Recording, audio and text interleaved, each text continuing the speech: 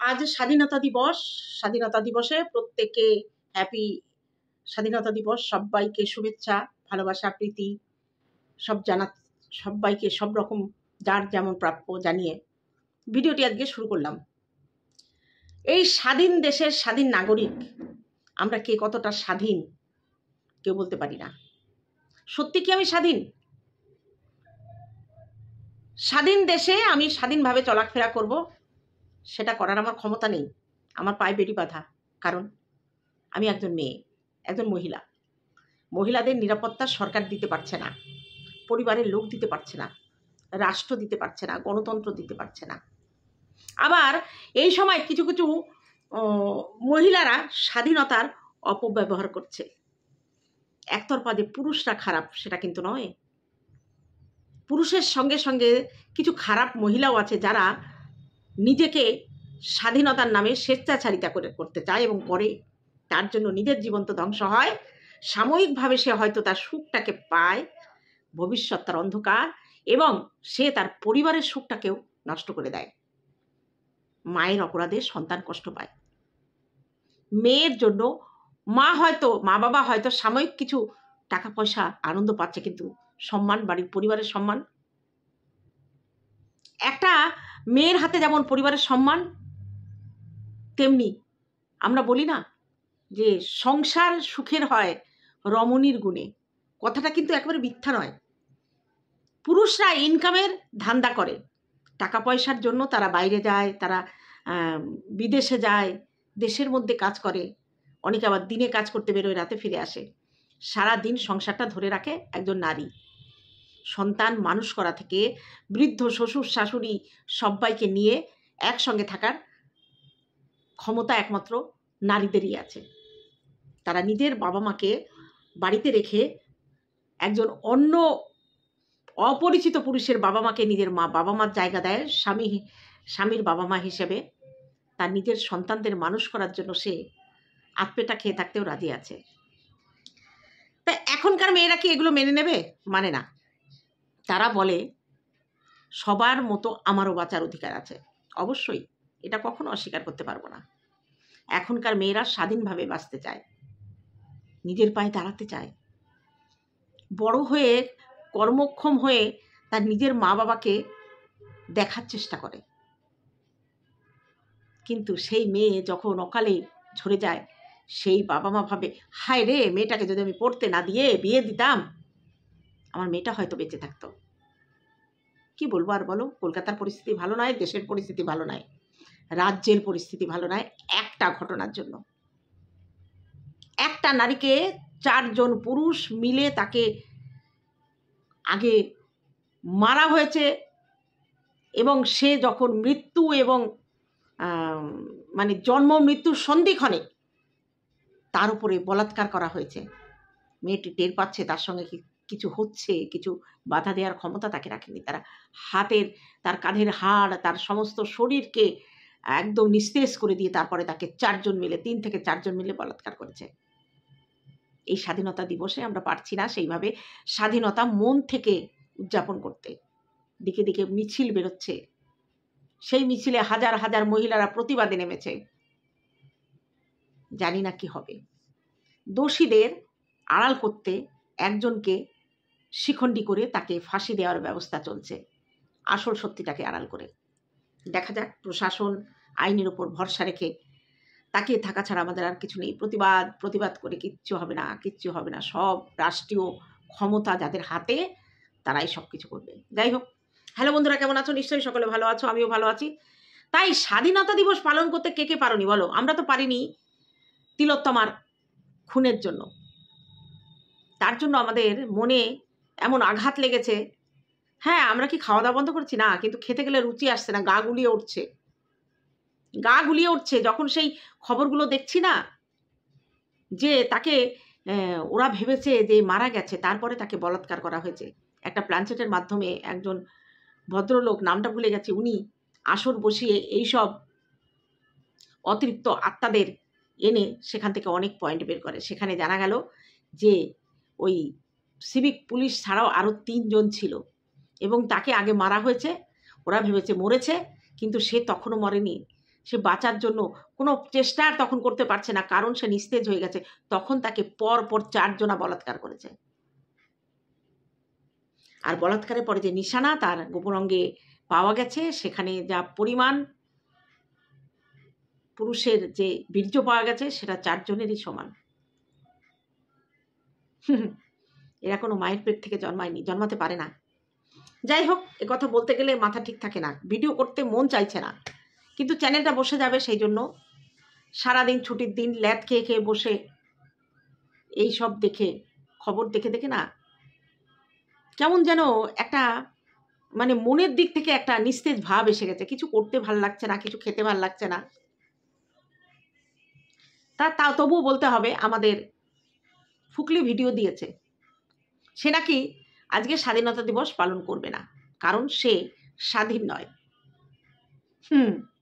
শ্বশুর বাড়ি থেকে বেরিয়ে এসে বলেছিল, আমি মুক্তি চাই, মুক্তি, আমাকে মুক্তি দেওয়া হোক, আমি ডানা মেলে পাখা মেলে উড়বো আকাশে।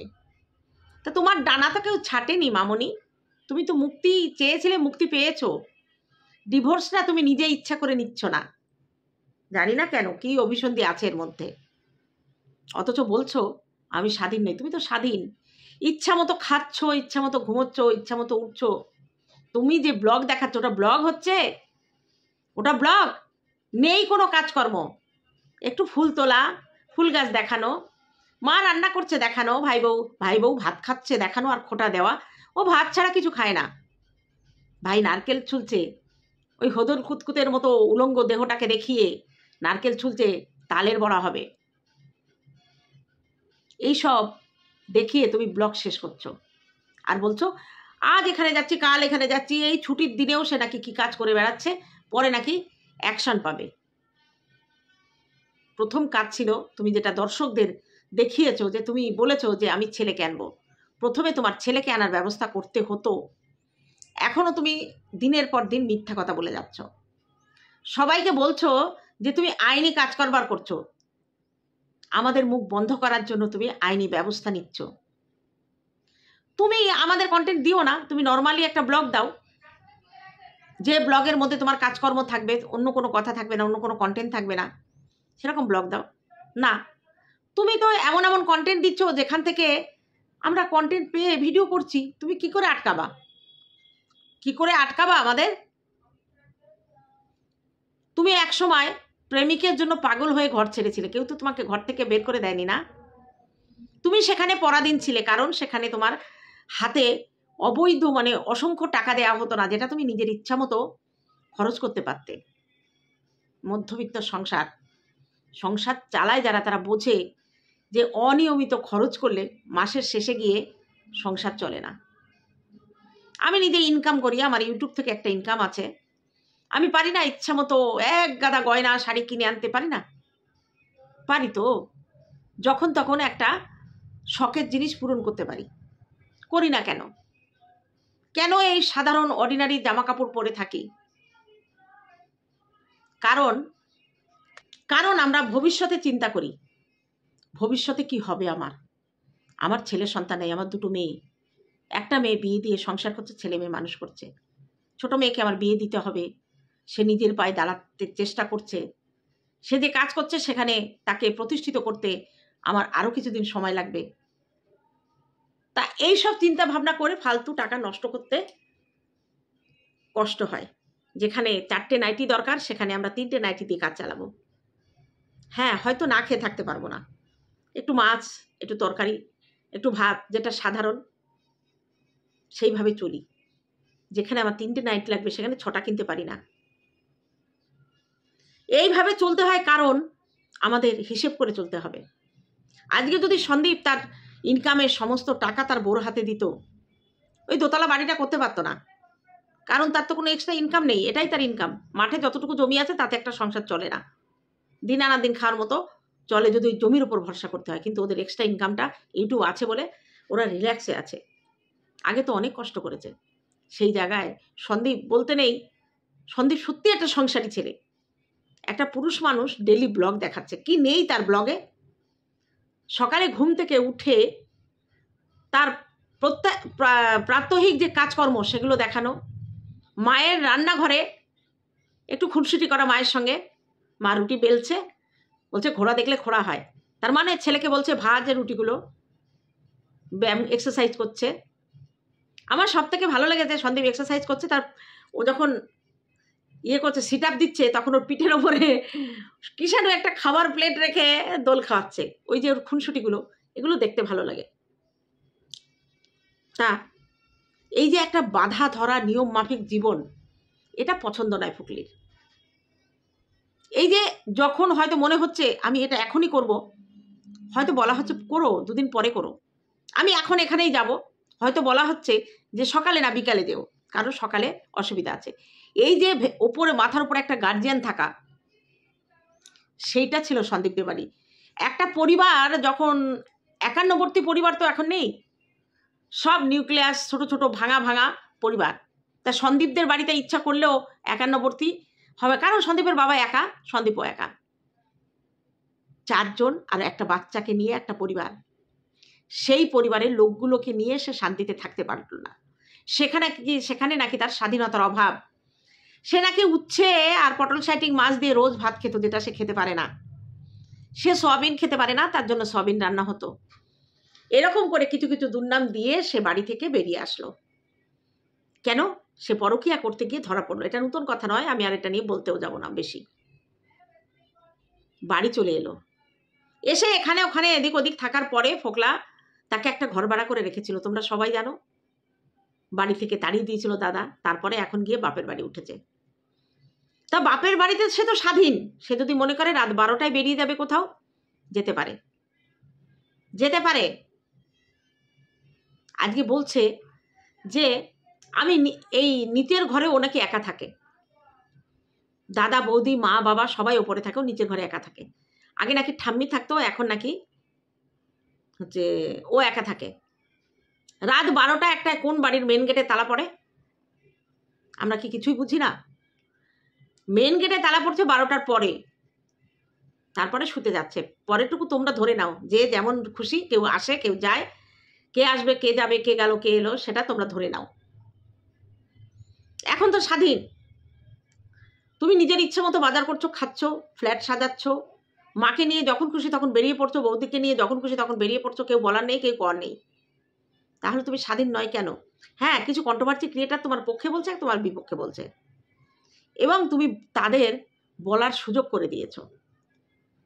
প্রথম সুযোগটা করেছিলে কমিউনিটি পোস্ট দিয়ে। সন্দীপ তোমার পিঠে কালিমা লেপন করেছিল যে তুমি বাড়ি থেকে বেরিয়ে গেছো পরকীয়া করে।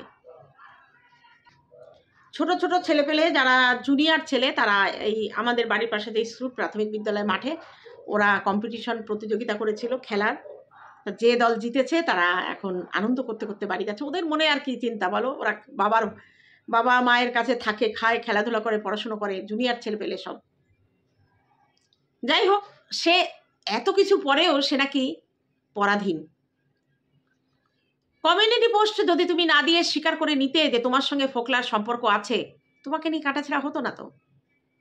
তুমি তোমার বাপের বাড়ি চলে গিয়েছিলে, শ্বশুর বাড়ি ছেড়ে চুপচাপ থাকতে। কদিন বলতো মানুষ? উল্টে সন্দীপকে দোষী করতো। কিন্তু তুমি মনে মনে প্ল্যান করে নিয়েছো তোমার একটা চ্যানেল খুলতে হবে, এবং সেই চ্যানেল দাঁড় করাতে তোমাকে কিছু মিথ্যে সাজিয়ে বলতে হবে। যেমন বলেছিলে তুমি এক কাপড়ে বেরিয়ে গেছো, কিন্তু পরবর্তীতে প্রমাণ হয়েছে তুমি সমস্ত জামা কাপড় গুছিয়ে নিয়ে গেছো।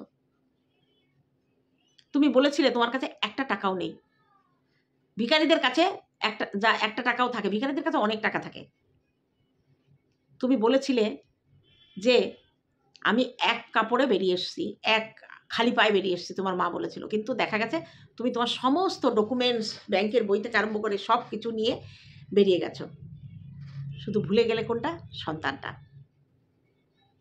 9 মাস পরে তোমার মনে হলো তোমার সন্তান আছে। সন্তান নেওয়ার জন্য কোনো কাজ করনি, কিন্তু লোককে বলেছো ওয়েট অ্যান্ড ওয়াচ, ছেলে আমার তাড়াতাড়ি চলে আসছে। রিকভারিতে গিয়েও কিন্তু ছেলেকে একবারও দেখনি, ছেলের জন্মদিনে একটু পুজো দাওনি। এখন টাইটেলের থাম্বেলে ছেলের নাম দিয়ে এই দেখো তুমি, আজকে তোমার ভিউজ পড়ে গেছে 5 ঘন্টায় 23,000 না কতটুকু, 7 ঘন্টা দেখলাম। কালকেই ছেলেকে নিয়ে কন্টেন্ট হবে, তোমার ছেলেকে নিয়েই কন্টেন্ট হবে। আজকে সন্দীপ তার বউয়ের কীর্তি কাহিনী আস্তে আস্তে তুলে ধরছে। কেন? এটা তার অপরাধ? তুমি যে কীর্তি কাহিনী করে গেছো, এখনো যা করছো সেটা কেন বলবেন? ওর গায়ে জ্বালা আছে না? ওর ভরপুর সংসারটা তুমি নষ্ট করেছো, ওর সংসার ভেঙে দিয়েছো, ওর সন্তানকে মায়ের থেকে আলাদা করেছো। যে সময়টা স্ত্রীর স্বামীর পাশে থাকা বেশি প্রয়োজন, সেই সময়টা তুমি তাকে ছেড়ে চলে এসে অন্য পুরুষের সঙ্গে সংসার করছো। আজকে তুমি ভাবো তো, তুমি যদি ভালো থাকতে, আর সন্দীপ যদি তোমার সামনে কোনো মহিলাকে নিয়ে তাকে নিয়ে আলাদা থেকে সংসার করতো, তোমার কেমন লাগতো? ছেড়ে দিতে? তুমি চলে যেতে সেইখানে যেখানে সন্দীপ সেই মহিলার সঙ্গে থাকছে, গিয়ে সন্দীপকে জুতো মেরে চলে আসতে। কারণ তুমি নিজে অন্যায় করে এখনো যা গলাবাজি করে তুমি ঘুরে বেড়াচ্ছ, সেখানে এটা ধরে নেওয়া যায় তুমি সন্দীপকে জুতো মেরে চলে আসতে। সন্দীপ তো সেটা পারেনি না, একটা পুরুষ মানুষ, তার তো গায়ে জ্বালা আছে। তাহলে সে কেন তোমাকে নিয়ে বলবে না? তুমি যেটা করেছো, তোমার কৃতকর্মের ফল তোমাকে ভোগ করতে হবে, শুনতে হবে সারা জীবন। এখনো তো ছেলের কাছে শোনা বাকি আছে। একদিন ওই দাদা বলবে, বৌদি বলবে, তারা বলবে আমাদের সংসার ভাঙার মূল কারণ তুমি। তুমি সারাদিন ক্যামেরা নিয়ে ঘুরে বেড়াচ্ছ, তারা কাজ করছে। তারা এরপরে বলবে তুমি এখানে ক্যামেরা করো না, কারণ তোমার মার চ্যানেল, তোমার বৌদির চ্যানেল সব এক ভিডিও চলে যাচ্ছে। আজকে দেখছে, দুদিন পরে মানুষ দেখবে না। তখন তুমি বলবা হয় তোমরা বন্ধ করো, নয় তোমাকে ওই বাড়ি ছাড়তে হবে। ফ্ল্যাট কিনেছো, ফ্ল্যাটে থাকতে পারছো না। ফ্ল্যাটের মালিকের কাহিনী ওরে শুনলাম জমিটা যে জমির মালিক, সে নাকি বলেছে আমার ফ্ল্যাটে আপনি যাকে ভাড়া দিয়েছেন সে তার স্বামীকে নিয়ে থাকুক না বয়ফ্রেন্ডকে নিয়ে থাকুক, সেটা কোনো ম্যাটার করে না, থাকতেই পারে। হ্যাঁ, থাকতেই পারে। একটা ফ্ল্যাট ভাড়া করে সেখানে থাকতেই পারে, তাই তো? তাহলে কলকাতার বুকে রেড হয়ে কিছু কিছু মেয়ে ধরা পড়ছে কেন? তারা তো ফ্ল্যাট ভাড়া করে সেখানে দেহ ব্যবসা করছে। সেখানে অন্য পুরুষরা এসে তাদের শারীরিক চাহিদা মেটাচ্ছে, পুলিশ তাদের ধরছে। তা যখন আপনি বলছেন যে প্রেমিক কেন, যাকে খুশি তাকে নিয়ে থাকতে পারে, এতে কোনো আইন কোনো অসুবিধা নেই। একজন অ্যাডাল্ট মানুষ যাকে খুশি তাকে নিয়ে থাকতে পারে, তাই সংবিধানে কি বলছে? মাস্টারমশাইকে বলছি আর ওই ফ্ল্যাট মালিককে, একজন অ্যাডাল্ট ছেলে মেয়ে একসঙ্গে থাকতেই পারে লিভিংয়ে, কিন্তু তার কিছু নিয়মাবলী আছে। সেই মেয়েটিকে ডিভোর্সি হতে হবে, নইলে অবিবাহিত হতে হবে, আর ছেলেটিকেও ডিভোর্সি হতে হবে কিংবা অবিবাহিত হতে হবে। আমি ঘরে স্বামী রেখে তাকে ডিভোর্স না দিয়ে অন্য পুরুষকে নিয়ে কোনো ফ্ল্যাটে থাকবো, আইন বাধা দেবেই। আপনি থাকতে বলুন তাকে, আর ক্যামেরায় দেখাতে বলুন, দেখুন কি হয়। সংবিধানের আইন একজন অ্যাডাল্ট ছেলে অ্যাডাল্ট মেয়ে যা খুশি করতে পারে, তাহলে তাদের সেক্স করার জন্য কোনো ঘর ভাড়া কেন নেয়? তারা তো রাস্তায় করতে পারে। আমি অ্যাডাল্ট, আমি যা খুশি করতে পারি, তোমার দেখতে হলে দেখো, হলে চলে যাও। কেন করে না? অ্যাডাল্ট হলেই একসঙ্গে থাকা যায়? কাউকে ডিভোর্স না দিয়ে আরেকটা পুরুষের সঙ্গে থাকা যায়? সন্দীপ যদি মামলা করে আমার বউ এখনো ডিভোর্স দেয়নি, আমাকে অন্য পুরুষের সঙ্গে থাকতে কোনো রকম প্রমাণ যদি সন্দীপ দিতে পারে যে পরকীয়া করে, দুটোরই জেল হবে। সেই সঙ্গে আপনিও পার পাবেন না, আইন আমাদের শেখাতে আসবেন না। আর মাস্টারমশার যা কাহিনী শুনলাম, সত্যি বলে না, রতন চেনে শুয়োরে চেনে কচু। আজকে ফ্ল্যাট ভাড়া উনি দেবে না কেন? এদের তার একমাত্র মা, সেই মাকে যে ছেলে ভাত দেয় না, যে ছেলে মাসিকে মারার কথা বলে, মাকে বাড়ি থেকে ঘাট ধরে বের করে দেয়, যার বউ শাশুড়িকে হুমকি দেয় যে নিজের মাকে একটা কুড়ে ফ্ল্যাটটা বিক্রি করে নয় ভাড়া দিয়ে একটা কুড়ে ঘরে মাকে রেখে নিজের শ্বশুর বাড়ি থাকে, ওনাকে মাস্টার মশাই কেন বলা হয়? উনি তো শিক্ষক নয়, উনি প্রাইভেট টিউটার, উনি টিউশনই করেন, তার জন্য ওনাকে দয়া করে মাস্টারমশাই বলা হয়। কোনো সরকারি চাকরি উনি করেন না, কোনো প্রাইভেট স্কুলের টিচার নয় উনি। একজন টিচারের কাছ থেকে মানুষ এটা জানবে যে মাকে ভাত দিতে নেই, মার বয়স হয়ে গেলে মা খোরপোশের জন্য মামলা করেছে ছেলের বিরুদ্ধে, করতেই পারে, এটা আইনগত একদম আইনে আছে। আবার নিজের শ্বশুরকে দিয়ে মাকে হুমকি দেওয়া, 498 কেস দেবে। তা সেই মাস্টারমশাই আর সেই ফ্ল্যাটের জমি যিনি দিয়েছেন, এদের কোয়ালিটি এবং কোয়ান্টিটি একই রকম, এই ফোকলা আর ফুকলির মতো। তার সঙ্গে আছে সেবক দাদা, ধান্দাবাজি। এরা আবার বলে ফুকলি নাকি এখনো স্বাধীন হতে পারেনি। আর কত স্বাধীনতা চাও? সন্তান ছেড়ে, স্বামী ছেড়ে, সংসার ছেড়ে তুমি এসে তোমার প্রেমিকের সঙ্গে রাত কাটাচ্ছ, দিনে ঘুরছো, রাতে ঘুরছো, যখন খুশি ঘুমাচ্ছ, যখন খুশি উঠছো, রান্নার ঝামেলা নেই। এর থেকে আর কত স্বাধীনতা চাও? এর থেকে আরো স্বাধীন হতে চাইলে তাহলে সেখানের কথা আমি বলতে পারবো না। তোমাকে স্বাধীনতা কেউ দিতে পারবে না। স্বাধীনতা বাজারে কিনতে পাওয়া যায় না, যেটা 10 টাকা দিয়ে কিনে এনে তোমার হাতে দিয়ে বলবে এই নাও স্বাধীনতা। স্বাধীন দেশের স্বাধীন নাগরিক সে তার নিজের মতো করে বাঁচতে পারে, কিন্তু কোনো নিয়ম ভেঙে নয়। তাহলে সমাজে নয়, আফ্রিকার জঙ্গলে চলে যাও। সমাজে বাস করতে গেলে সমাজের কিছু নিয়ম কানুন মেনে চলতে হয়। আমরা সমাজবদ্ধ জীব। আমি সরকারি চাকরি করি বলে আমি একজন চাষিকে অপমান করতে পারি না, কারণ আমার বাড়িতে যে চালটা ফোটে সেটা চাষির থেকেই আসে। আমি সরকারি চাকরি করি, আমি একজন তাঁতিকে অপমান করতে পারি না, তার কাজ নিয়ে আমি ব্যঙ্গ করতে পারি না, কারণ সে তাঁত না বললে আমি জামা কাপড় আমার লজ্জা নিবারণ করতে পারবো না। তেমনি সমাজের প্রত্যেকটা মানুষের নিজ নিজ সম্মান আছে, তার নিজ নিজ কর্ম আছে, সেইভাবে সে স্বাধীনভাবে কাজ করে বাঁচে। আর যারা নিজের সংসার, সন্তান সব কিছু ছেড়ে প্রীতির টানে, শারীরিক সুখের টানে অন্য পুরুষের হাত ধরে বেরিয়ে আসে, তারা জীবনেও স্বাধীন হতে পারবে না। তারা জীবনেও স্বাধীন হতে পারবে না। আমার সুখ আমাকে খুঁজে নিতে হবে।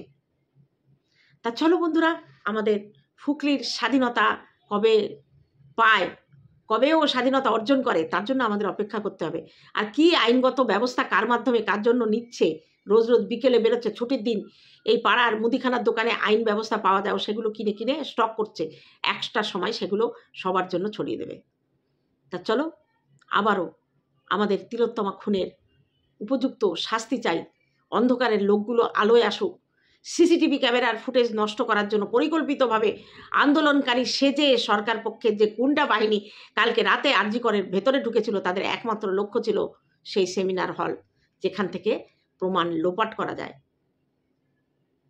যারা সিভিক পুলিশের পেছনে যারা ওকে বলির বকরা করলো, সেই লোকগুলো কারা, তাদের চিহ্নিত করে উপযুক্ত শাস্তির ব্যবস্থা করা হোক, এই আবেদন রেখে এবং তোমাদের সবাইকে ভালোবাসা দিয়ে, যদি ভিডিওটি ভালো লাগে কমেন্ট করো, লাইক করো।